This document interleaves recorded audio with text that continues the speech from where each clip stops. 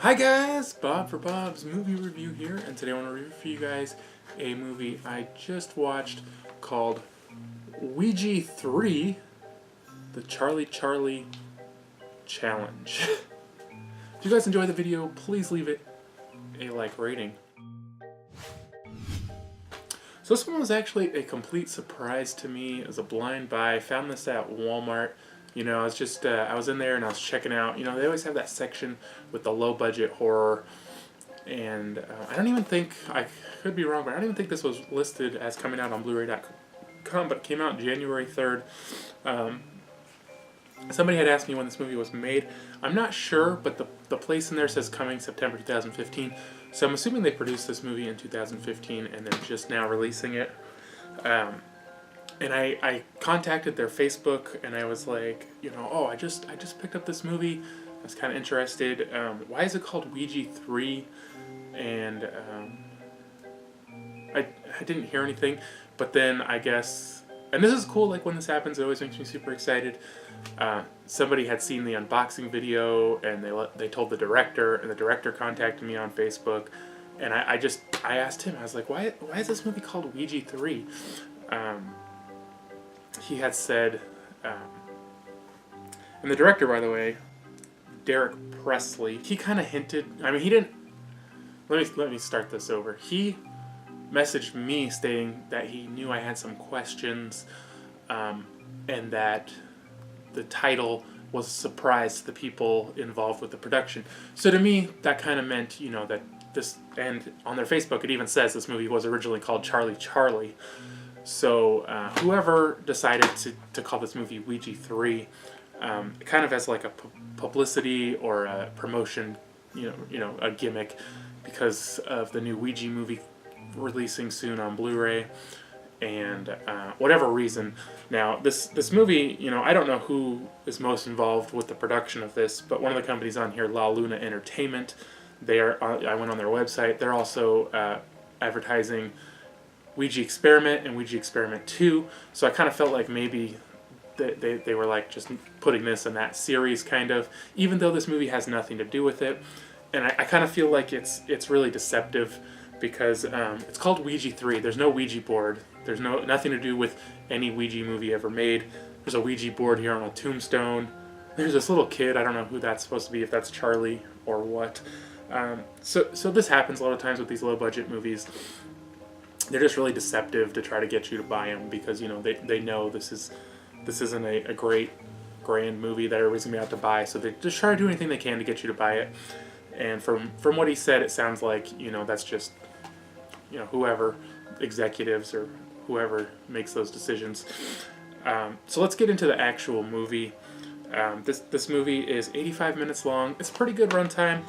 I was mostly interested in this because, it says Ouija 3, and I was like, well, what's Ouija 3? What's Ouija 2? What's Ouija 1? And then I was reading the back, and it takes place in a haunted house. And I'm always saying this, and I'm always looking for different movies that take place in haunted houses. Now, I don't mean a house haunted by spirits. I mean a Halloween attraction haunted house. I always find those super interesting. I love haunted houses. This one, to me, it kind of let me down a little bit in the haunted house aspect, although it was in this haunted house. And funny enough, it was on the address was like 666 Mountain View or Mountain Top or something like that.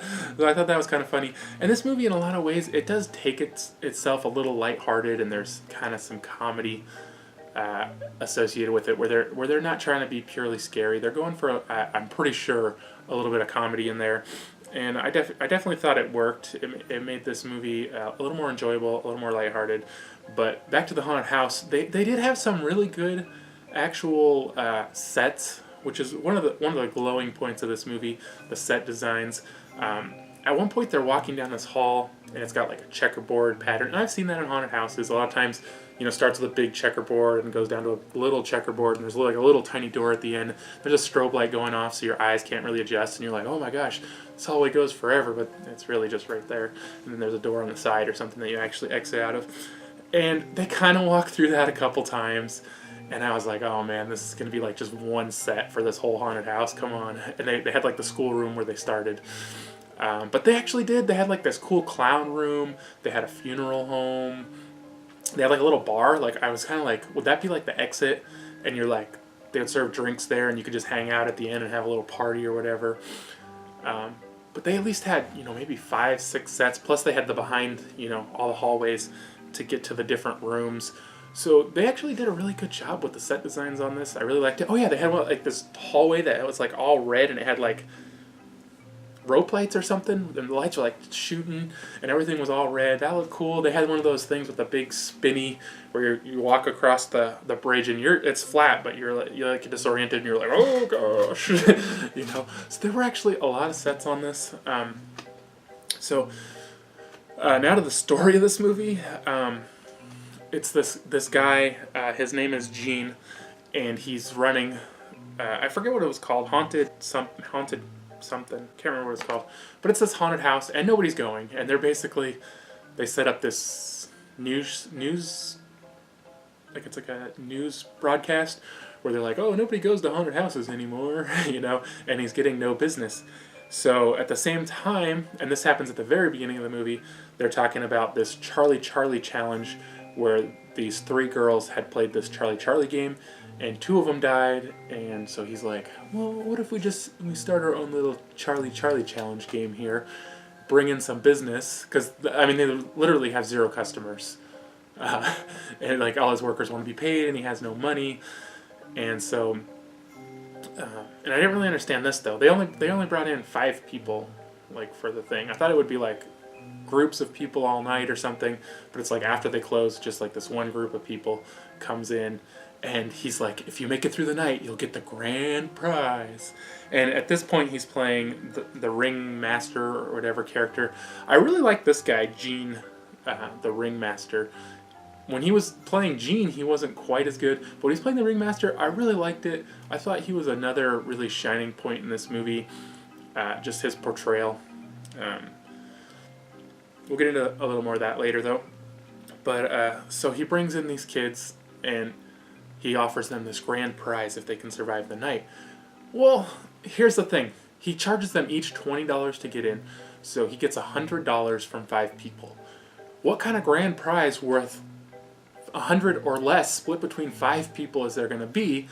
And second, in your mind, you're thinking, there's no grand prize, or I have to survive the night to get it. So either I'm gonna die, which is what they're expecting, or the prize doesn't exist. Like, and that's kind of their motivation throughout the night. Oh, we get that grand prize, it's gonna suck if there is one, or there isn't one, So, they start to play this Charlie game, and of course, they think everything is just part of the act.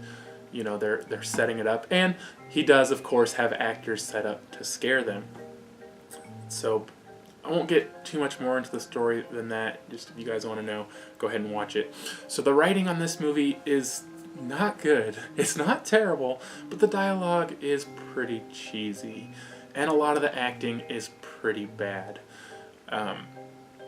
Another thing I really did enjoy in this one, though, was the music. I thought the music was tons of fun. I really liked the music. And I don't know if this was intentional, but at the beginning, it kind of was like lighthearted, almost circus-style music. And then it starts getting to be like darker, and it kind of reminded me of that music in Psycho, and it just kind of was like that more like halfway in towards the end. But I really liked all the music. I thought the music was good. I thought it worked well, and it really made this movie more enjoyable. Other than Tom Zembrod, I think it is, who played Gene, the acting was not very good. Passable, but not very good. So overall, though, guys, I did enjoy this one. This is our first experience of low budget horror for this year. You got to give a low budget horror movie a break. You can't hold it up to big Hollywood production standards, because it's not the same. If you guys, this is the cheesiest low budget horror that I've seen in a while, and I thought it was fun. There's gonna be people. It's sitting at a 2.8 on IMDb, guys. I think it is better than a 2.8. Is it better than a big Hollywood production? No. Is it better than some? Yes. But should you expect the same standard as you do of like say the Blair Witch. Like, should you hold it to those standards? No. It's a fun movie. It's super cheesy. If you're into low budget horror, definitely give this one a chance. Check it out. If you're not into low budget and kind of like just cheesy horror, and I'm not going to call this cult classic, but cult classic style movies, like if you're into that kind of stuff, then definitely check this one out. It's super fun. If you're not, you know, definitely give this one a pass. This is in Redbox too, if you guys want to rent it and check it out. That would be cool too. For a score on this, I'm going to give it a 4 out of 10. I did definitely like it. It is fun. It is definitely a movie I'll watch again. I'm definitely going to show this to my friends, you know, and tell them, hey, check this out. You know, it's fun, but it's not a great movie by any means, but it's definitely fun and worth checking out. So, again, that's Ouija 3, the Charlie challenge. Would have been better just called Charlie, but I might not have picked it up if it was just called Charlie. So really, their whole gimmick worked on me. Will it work on you? I don't know. But this is $10 at Walmart if I didn't mention that. So thanks for watching, guys. I hope you enjoyed this review. If you guys have seen this, or if you guys want to go check it out, let me know. I'd love to hear about it. If you liked the video, give it a thumbs up. I always appreciate it. If you haven't already, subscribe for more videos. And I'll see you guys next time.